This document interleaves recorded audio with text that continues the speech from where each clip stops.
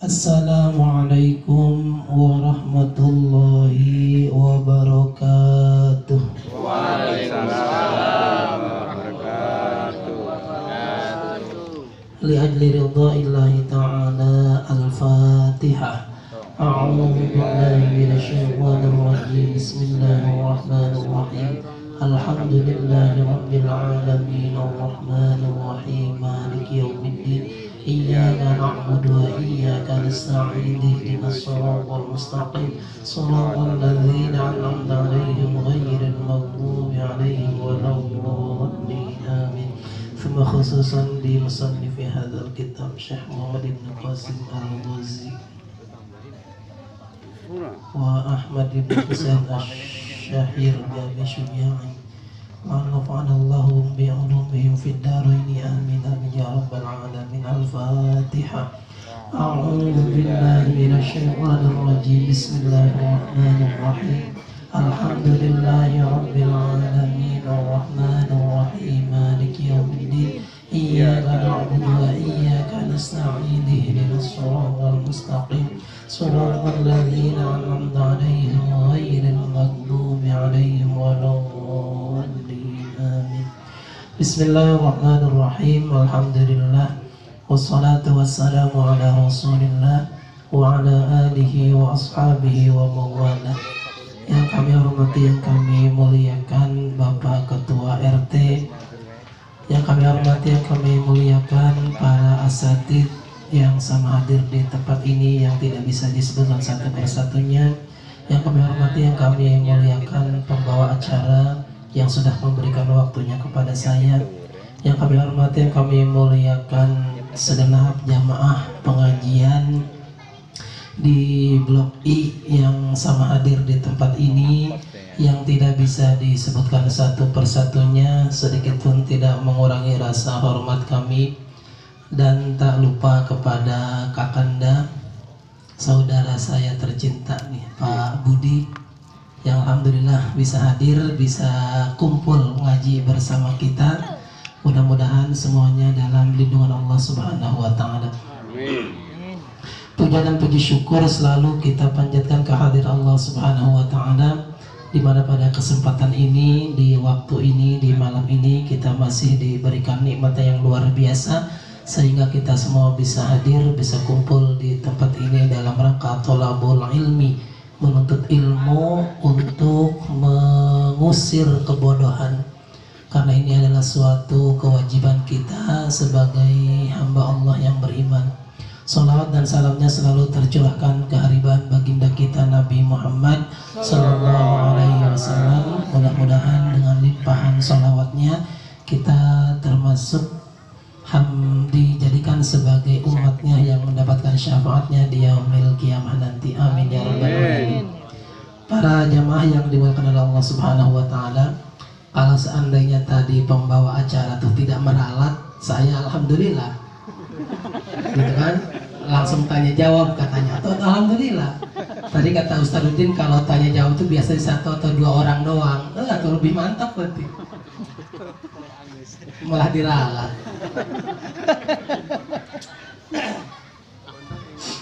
Bismillahirrahmanirrahim. Saya pada kesempatan ini alhamdulillah dipertemukan kembali dengan bapak-bapak semua. Dulu tahun berapa ya, kita tuh pernah ngaji di musola Quran gitu. Dan sekarang pun alhamdulillah semua dalam keadaan sehat walafiat. Jadi tidak perlu banyak perkenalan. Pada kesempatan ini saya diberi tugas untuk membawakan materi fikih dengan kitab Fathul Qorib. Dan pada kesempatan ini mungkin saya tidak bisa mengajarkan dari awal sampai akhir karena memang keterbatasan waktu, dan pengajian ini pun dijadwal berapa? 2 bulan sekali ya? Kan 2 minggu sekali. ketemunya kan 4 orang kan? 4 orang. Jadi kalau dari awal tuh sampai akhir nggak bakal tamat Pak. Ya, ketemunya 2 bulan sekali kalau nggak salah. Jadi ini diambil yang menurut saya pribadi sangat penting dalam kehidupan ibadah kita kepada Allah. Kenapa ini penting? Karena memang yang akan dibahas pada malam hari ini berkaitan tentang toharoh atau wudhu. Ya. Allah Subhanahu wa taala berfirman dalam Quran surat Al-Maidah ayat 6. A'udzu billahi minasyaitonir rajim. Bismillahirrahmanirrahim. Ya ayyuhalladzina amanu idza qumtum ilas sholati fagsilu wujuhakum wa aydiyakum ilal marafiq wamsahu biru'usikum wa arjulakum ilal ka'bain. Ini ayat tentang siapa orang yang beriman. Kata Allah, panggilan untuk orang yang beriman. Jika kita akan melakukan sholat, maka hendaklah kita berwudu terlebih dahulu. Cuman dalam ayat ini perintah Allah wudu itu cuma 4 ya. Pertama membasuh muka, kedua mencuci tangan sampai siku, ketiga mengusap sebagian kepala, yang keempat mencuci kedua kaki sampai mata kaki. Kalau kita langsung ngambil perintah ini nggak bisa, Pak. Karena kita mah bukan siapa-siapa, bukan ulama, bukan kiai, bukan ustaz. Jadi Quran itu tidak bisa ditelan mentah-mentah.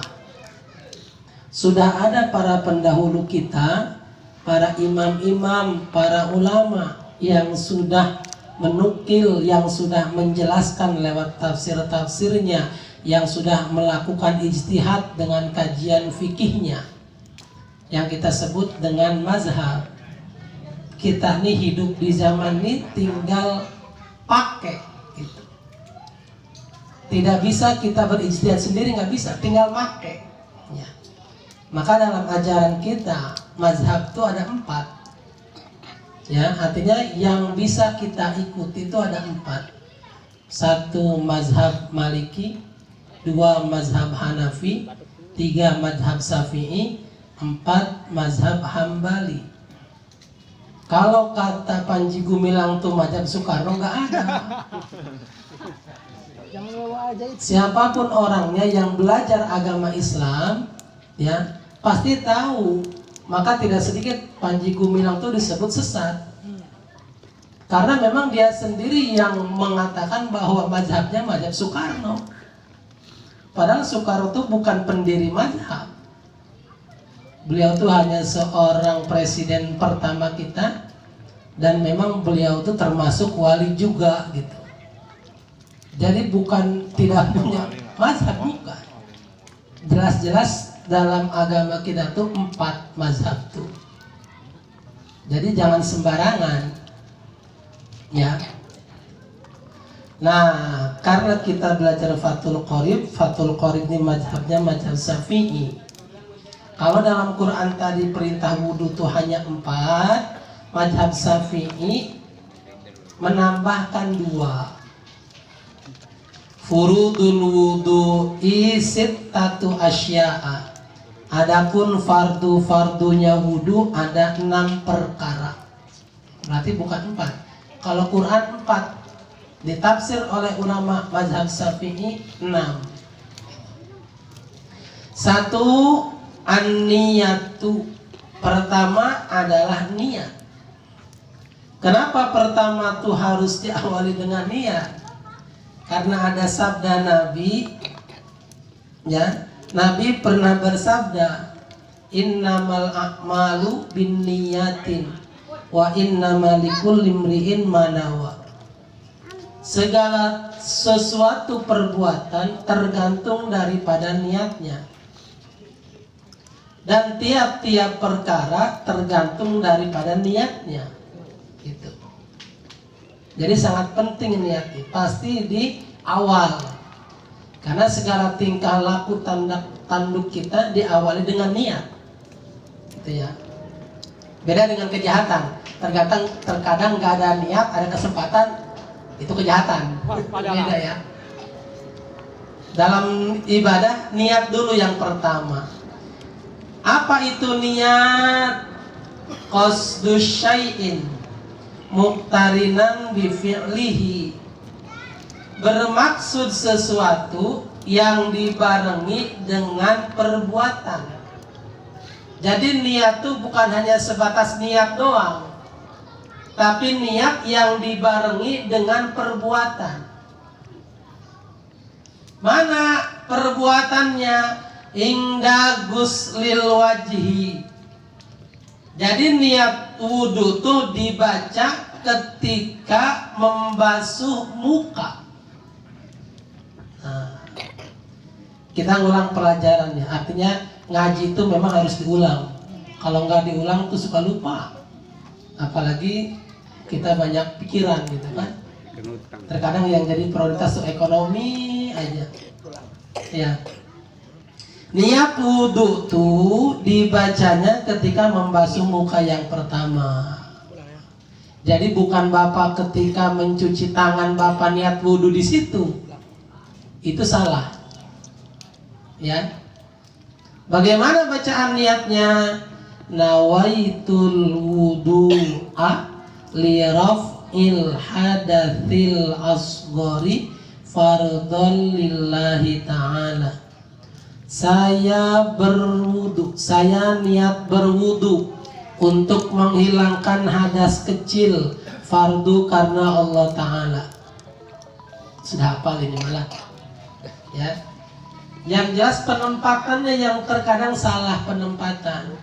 Jadi niat wudu itu diulang ketika membasuh muka yang pertama.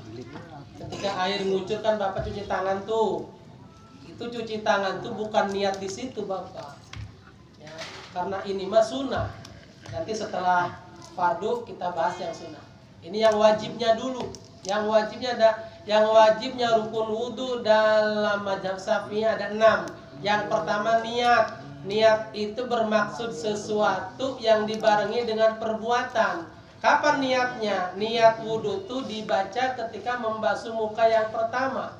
Ketika air ngocor di tangan, Bapak usap muka Bapak dengan usapan pertama, disitulah niat. Nawaitul wudu'a li raf'il hadatil asghari fardholillahi ta'ala.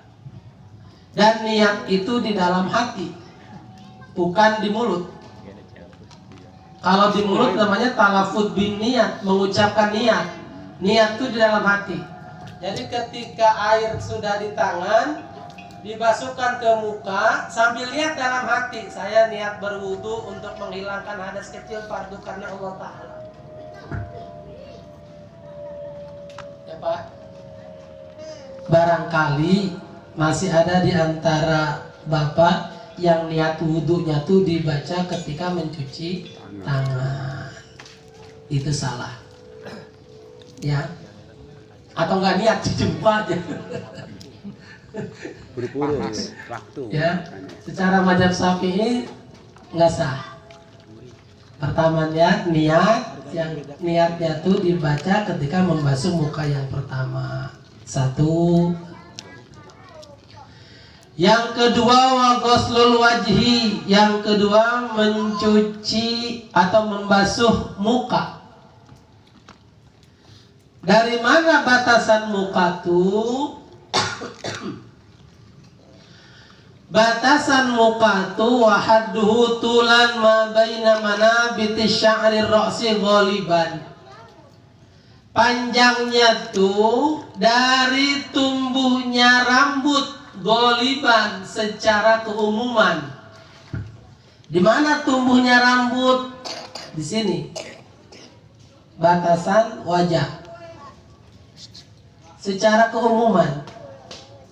Karena ada orang yang punya rambut tuh tumbuhnya di atas, ke belakang. Profesor tuh, jadi di depan nggak ada rambutnya. Nah itu bagaimana batasan wajahnya? Apakah di tengah kepala ini enggak? Ya, tetap goliban menurut keumuman di sini di depan.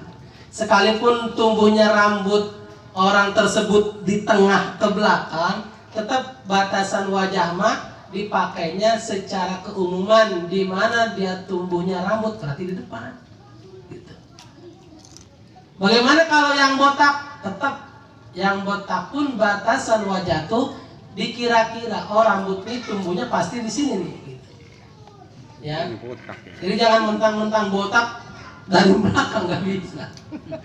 Mantas Ya, makanya ada kata-kata goliban secara keumuman, secara kebiasaan.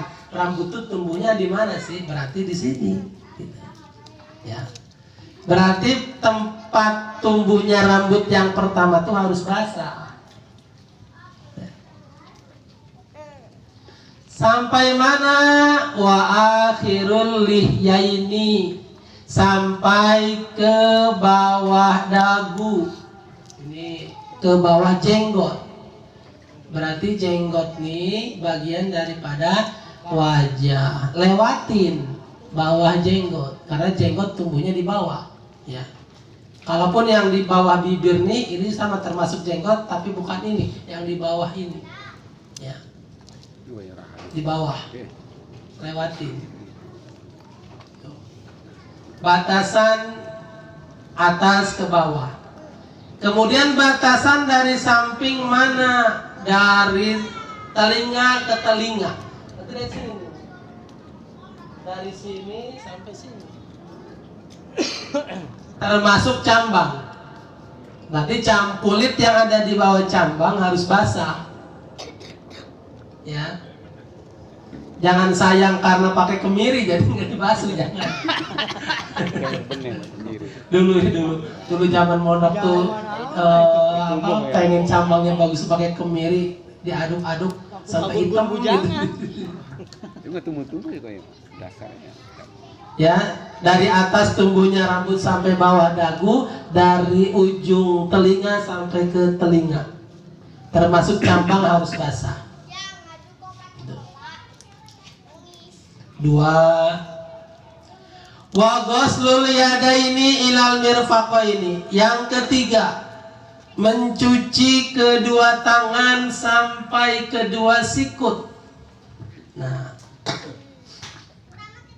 mencuci kedua tangan sampai kedua sikut, sampai ya. Wa aidiakum ilal marafiq, dan kedua tangan sampai dua sikut. Yang namanya sampai, jangan ujungnya dulu. Sampai berarti terakhirnya di sini, di sikut. Ketika keran ngocor tuh bukan sikut dulu yang dibasuh, tapi dari jari dulu, ditampung dulu airnya. Kulit yang ada di bawah kuku tuh harus basah. Khawatir ada kotoran, kukunya panjang, ada kotoran, air nggak masuk ke kulit di bawah kuku karena terhalang kotoran. Menurut fikih Syafi'i nggak sah wudunya.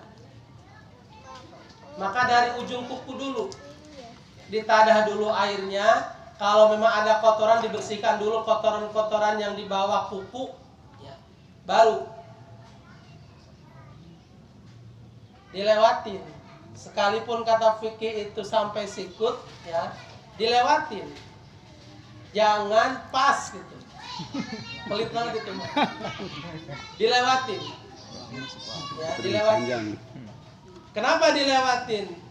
Karena nanti tuh di akhirat tuh sudah jelas yang pertama kali dihisab adalah sholat. Bagaimana cara mengetahui orang itu sholat? Dari wudunya. Nanti anggota wudu yang kita basuh setiap hari ketika mau sholat itu kan mengeluarkan cahaya. Berarti dilewatin. Jangan pas. Ya, dilewatin. Ditadah dulu airnya. Sama kanan kiri dilewati. Jadi nggak mentonton keran ngocor nih. Memang syaratnya harus basah. Sah nggak? Tetap sah. Ketika Bapak wudhu langsung begini nih, airnya kan dari sikut dulu ke jari, sah. Kalau basah sah. Tapi keliru gerakannya. Quran dan fikih itu mengatur sampai. Yang namanya sampai berarti ada permulaan. Sampai itu berarti akhir. Sampai kedua sikut berarti dari ujung jari dulu sampai sikut. Kalau di kampung-kampung mah di masjid musola itu ada kolam itu ya. Lebih enak tinggal celupin aja gitu. Praktis. Tancap. Ya, dari ujung jari. Sekalipun dari keran, karena kita nih mayoritas wudhunya pakai keran, tetap ditampung dulu airnya, baru di sini. Ya, jadi jangan sikut dulu, karena kata-katanya ilal mirfaqaini sampai kedua siku. Yang ketiga, yang keempat wa mashu ba'dir ra'si. Yang keempat mengusap sebagian kepala. Kepala berarti dari tumbuhnya rambut sampai akhir rambut itu, kepala berarti ini, ya. Sebagian. Mazhab Syafi'i itu wajibnya sebagian aja. Gitu. Mau depan boleh, mau tengah boleh, mau belakang boleh, mau samping boleh. Yang penting kepala ini nih sebagiannya sudah sah. Bukan rambutnya ya, sebagian kepalanya.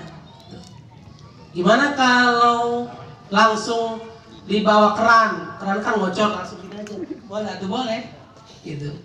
Yang penting air ke sebagian kepala. Ya, bukan rambut, kepala. Sebab rambut mah ada orang yang rambutnya panjang, gondrong, gitu kan. Karena sayang habis dari salon, ujungnya aja nggak sah itu mah. Ya, tetap kepalanya, sebagian kepala. Yang kelima wa ghuslur rijlaini ilal ka'baini, sama dengan tangan, mencuci kedua kaki sampai mata kaki, sama seperti tangan, punten ya.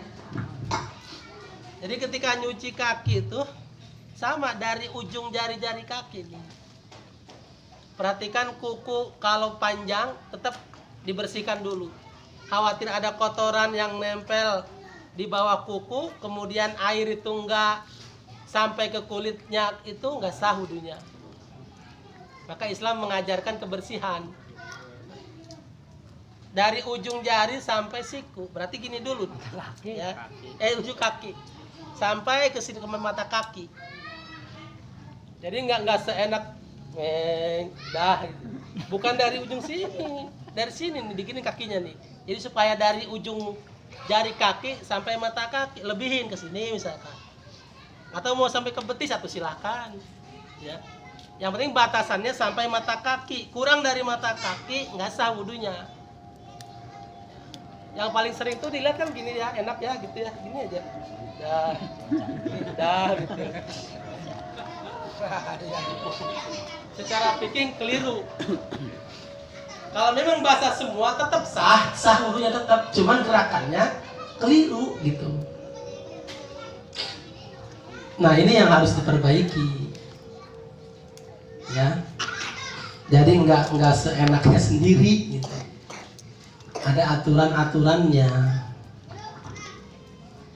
5. Yang keenam wa tartibu ala ma dzakarnahu. Yang keenam tertib berurutan dari niat basuh muka, mengusap sebagian kepala, niat basuh muka, kemudian mencuci kedua tangan sampai sikut, mengusap sebagian kepala, mencuci kaki sampai mata kaki. 6 tertib. Tertib ini dari 1 sampai 6. Jadi enggak acak-acakan. Enggak dari niat kemudian tangan, rambut, kemudian muka, enggak. Harus tertib berurutan. Kan enak tuh ya, hukum mau begitu tuh Pak. Nah, itu yang wajib. Misalkan Bapak dari sini kesiangan subuh ya, sampai musola tuh sudah rakaat pertama, waduh.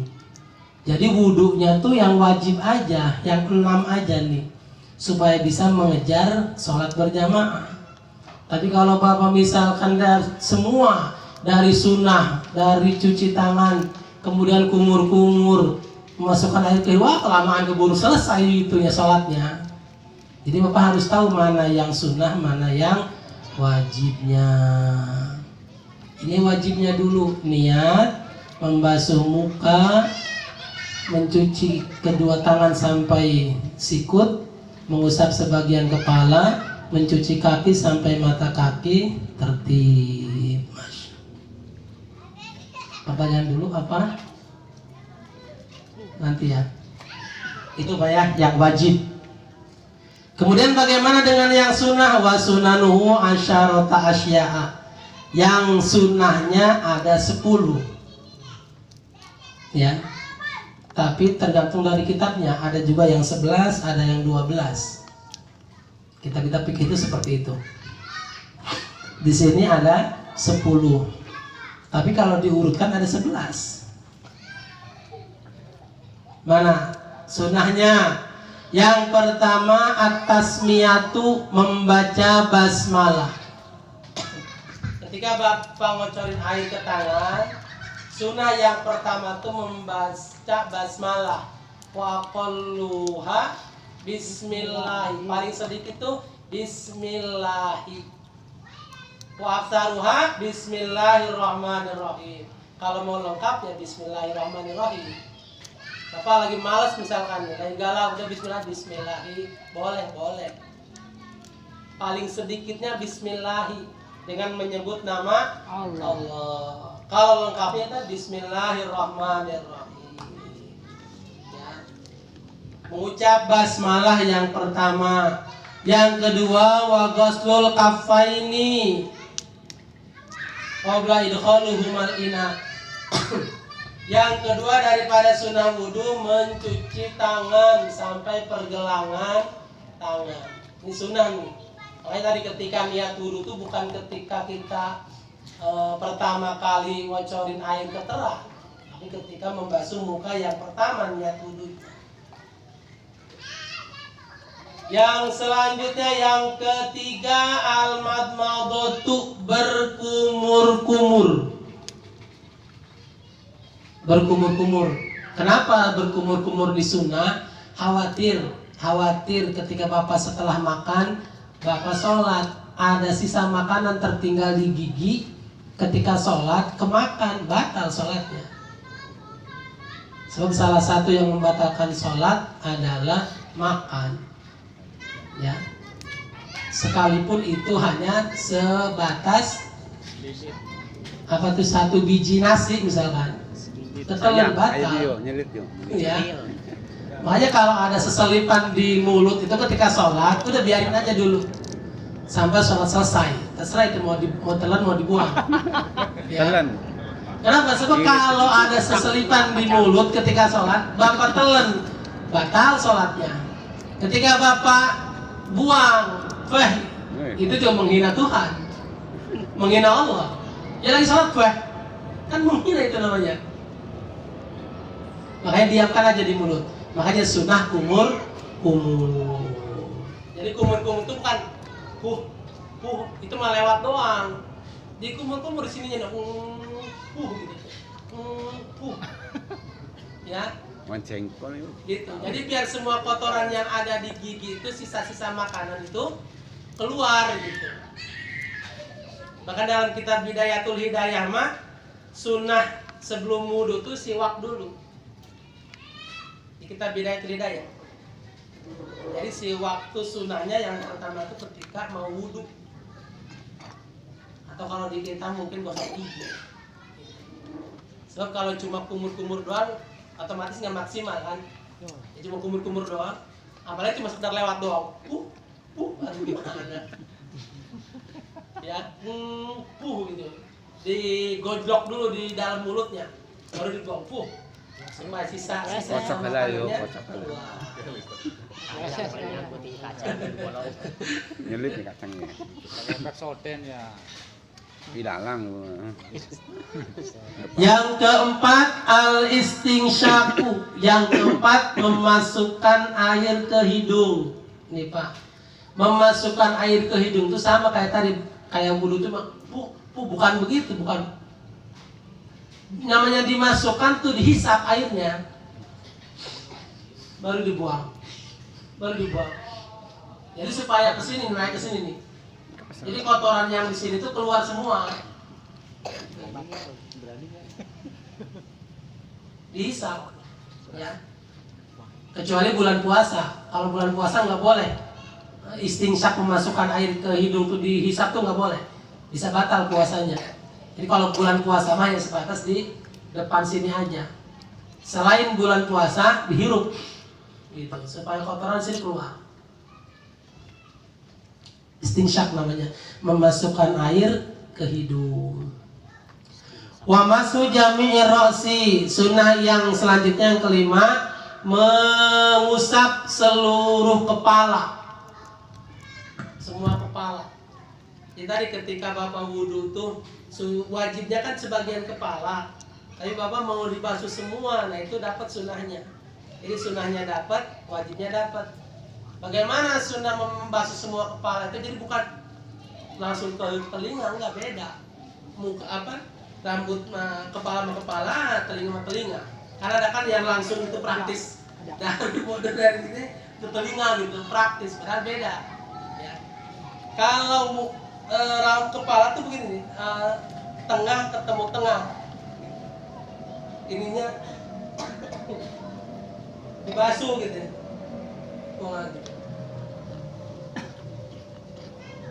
Jadi enggak sini nih. Langsung. Enggak begitu, enggak. Kepala jojong. Kuping gitu. Beda. Ya. Yang kan praktisnya bagus. Ini cair sekali ya. Salah. Ini apa namanya? Jari tengah dengan jari tengah tempelkan, dirapatkan gitu. Ke belakang, ke depan lagi. Ya udahlah, panas ini lagi musim panas, ya udah masuk guyur aja main, ya silakan aja itu. Gitu. Cuma sunnahnya tuh begini gitu. Ya.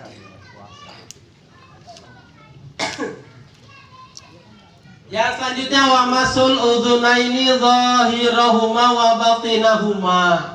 Sunnah yang selanjutnya itu mengusap kedua telinga, luar dan dalam. Berarti kan ini kan bagian dalam nih, ini bagian luar gitu. Jadi dua-duanya, luar dalamnya iya, luarnya iya. Yang penting basah. Mau satu-satu, mau langsung dua begini ya boleh. Silakan aja itu.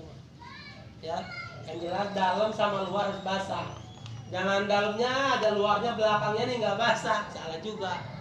Ya, luar dan dalam. Sunnah. Bimain jadidin nih, bimain jadidin dengan air yang baru tadi tuh. Jadi bukan ketika membasuh muka tuh langsung ke kuping, saya beda. Membasuh apa? Kepala langsung ke kuping beda. Kepala dulu mau nyunahan semuanya, basuh semua, baru telinga, air yang baru. Jadi bukan langsung sekaligus dari ngusap dari rambut ke telinga, enggak. Karena beda porsi, ya. Beda porsi. Bimain jadidin dengan air yang baru. Wa tahlilul liyatil kasati, menyela-nyela janggut yang lebat, sunnah tuh. Kalau Bapak punya janggut berewokan itu tuh, ya kayak orang-orang Pakistan gitu, ya sampai ke bawah gitu kan. Nah itu janggutnya di sunnah. Potong besok. Lebaran haji ya. Cocok ya, pas ya. Kalau janggutnya tebal tuh sunnah di sela-sela digosok-gosok gitu supaya air kena kulitnya. Kalaupun memang tidak kena kulitnya nggak jadi masalah. Yang penting wilayah itu tuh sudah termasuk bagian itu. Misalkan wajah ini sampai sini terhalang janggut yang tebal misalkan, ya udah sampai janggutnya aja. Kalau memang sulit untuk di sela-sela misalkan. Karena kan yang janggutnya yang serem pokoknya. Gitu. Wa tahlilu asabi'il yadaini warijlaini, sama ini juga nih, menyela-nyela jari-jari kedua tangan dan jari-jari kedua kaki. Jadi ketika wudhu tuh ininya tuh di sela-sela gitu nih, ruas-ruas jari-jari dibersihkan. Khawatir ada kotoran yang nempel di jari-jari ini, kemudian nggak hilang, Bapak wudhu airnya nggak nyampe ke kulit nggak sah wudunya. Di kaki pun sama, di jari-jari kaki itu sama, di sela-sela. Ya. Wa taqdimul yumna 'alal yusra, mendahulukan yang kanan daripada yang kiri. Tadi itu tangan kanan dulu baru kiri, kaki kanan dulu baru kaki kiri, ya kan? Ya tadi kuping kanan dulu baru kiri, atau dua-duanya silakan. Cuma sunnahnya tuh mendahulukan yang kanan baru yang kiri. Gimana kalau kidal? Dominan kiri misalkan. Ya wayahnya lah kalau wudhu gitu kanan dulu gitu. Ya, sekalipun dominan gitu kan, udah kanan dulu. Bahkan dalam kitab Fathul Mu'in mah ketika mencuci kaki kanan tuh yang menyelahnya tangan kiri. Kaki kanan dibasuh air itu yang menyelahnya tangan kiri. Kalau kaki kiri tangan kanan. Dalam Fathul Mu'in nyilang. Ya. Wa thaharatu salasan mentiga kalikan. Jadi semuanya itu mentiga kalikan sunnah. Kalau satu kali khawatir tidak sempurna, makanya 3 kali sunnah itu. Hitung dia. 1, 2. Ya, makanya 3 pertama kan niat, kemudian basuh muka gitu kan. Kalau sekira Bapak sekali cukup basuh muka ya cukup, silakan aja. Cuma sunnahnya 3 kali gitu. Tapi kalau Bapak was-was misalkan, orangnya was-wasan, kayaknya 3 kali belum sempurna nih, mau 4 kali 5 kali, silakan aja itu mah. Ya, sampai Bapak yakin gitu.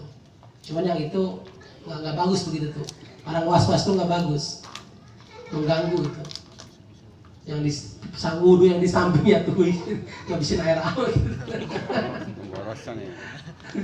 Belum ngantri, yakin aja ya.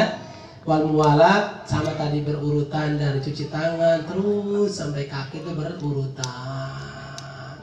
Nah demikianlah. Nah lupa, bagaimana dengan doa-doanya Pak? Kan kita diajarkan doa-doanya ketika air ngocor tuh pertama Allahumma ij'al ma'u tahuron misalkan. Ketika cuci tangan Allahumma fad yadayya min ma'asika kulliha. Kumur-kumur ada doanya. Istingsak memasukkan air ke hidung ada doanya. Semua gerakan wudhu tuh ada doanya. Bagaimana itu hukumnya? Pak, yang wajib tuh yang dibaca itu hanya niat, ya. Selain daripada itu yang wajib adalah gerakannya. Adapun doa-doanya sunnah. Gitu. Bapak basuh muka nggak hafal doanya. Allahumma bayyid wajhi yauma tabyaddu wujuh wa taswaddu wujuh a'daika. Aduh panjang amat Ustaz. Ya. Ya udahlah bismillah aja lah. Ya sah. Yang penting ya batasan wajah tadi itu basah. Ya. Cuci tangan kanan, Allahumma a'tini kitabi biyamini wa hasibni hisaba yasiro. Waduh panjang lagi. Tangan kiri, Allahumma la tu'tini kitabi bishimali au min wala'i dhahri. Aduh. Lali 10 menit. Nanti mikirin doanya, ada wudunya nggak beres nanti. Udah bismillah aja, bismillah boleh. Atau yang suka sholawat aja boleh. Ya. Yang penting intinya tuh yang wajib dilafalkan adalah niat. Kalau niatnya harus dilafalkan. Saya niat berwudu untuk menghilangkan hadas kecil karena Allah Ta'ala. Boleh. Ya. Kalau Bapak nggak bisa bahasa Arabnya misalkan, boleh. Yang penting ada niat. Saya niat berwudu untuk menghilangkan hadas kecil karena Allah Ta'ala. Yang lainnya hanya sebatas wajib gerakan supaya basah. Kalau tidak basah nggak sah wudunya. Adapun doa-doanya sunnah. Kalau bisa ya tetap sekalipun sunnah dibaca. Man ahabbani faqad man ahabba sunnati faqad ahabbani. Siapa orang yang mencintai sunnahku, dia termasuk golonganku. Siapa orang yang mencintaiku, wa man ahabbani kana ma'iya fil jannah. Siapa orang yang mencintaiku, kata Nabi, dia akan bersamaku di dalam surga. Gitu. Jadi jangan menyepelekan yang sunnah, sekalipun jari dihafalkan. Duh, udah tua, kan nuntut ilmu mah sampai meninggal dunia. Nggak ada alasan tua, gitu kan? Itu. Sebab apa? Itu bekal kita di akhirat. Bekal ke akhirat, kalau bisa menghafal, karena ini adalah hal yang pokok. Sholat, sebelum sholat yang wajib wudhu, hafalkanlah doa-doanya. Kalau dicicil mah 1 minggu 1 doa tuh hafal Pak. Kalau mau mah Malas gitu. sih. Benar Pak. Saya tuh pengajian Iqra, bapak-bapak tuh sekalian praktek sholat wudhu, ya itu tadi. Sekalipun doa wudhu tuh nggak wajib, tetap saya suruh hafalkan. Setoran seminggu sekali misalkan. Bisa, ya alhamdulillah bisa gitu. Basuh muka dulu misalkan, kemudian tangan kanan dulu, minggu berikutnya tangan kiri, minggu berikutnya mengusap sebagian kepala, minggu berikutnya kaki kanan, kaki kiri gitu. Akhirnya ya bisa. Cara mah teknis masing-masing. Ada yang dipajang di tempat wudhu gitu. Jadi sambil lihat doa, sambil tangan gerak, mata ke bacaan doa. Boleh atau boleh aja. Seminggu ya, hafal ya. Berarti 2 bulan kemudian PRT setoran. Gitu Pak. Ya, sekalipun sunnah, karena ini menunjang yang wajib, kalau bisa menghafal. Gitu. Ya Pak. Demikian yang bisa disampaikan. Setelah ini ada sesi tanya jawab ya. Mudah-mudahan bisa dimengerti, mudah-mudahan bisa dipahami. Kalau memang ada yang kurang dari penjelasannya silahkan ditanyakan. Kalau bisa saya jawab, kalau tidak bisa PR bagi saya supaya pertemuan berikutnya bisa saya jawab pertanyaan Bapak yang tidak bisa saya jawab. Silakan. Terima kasih. Assalamualaikum warahmatullahi wabarakatuh.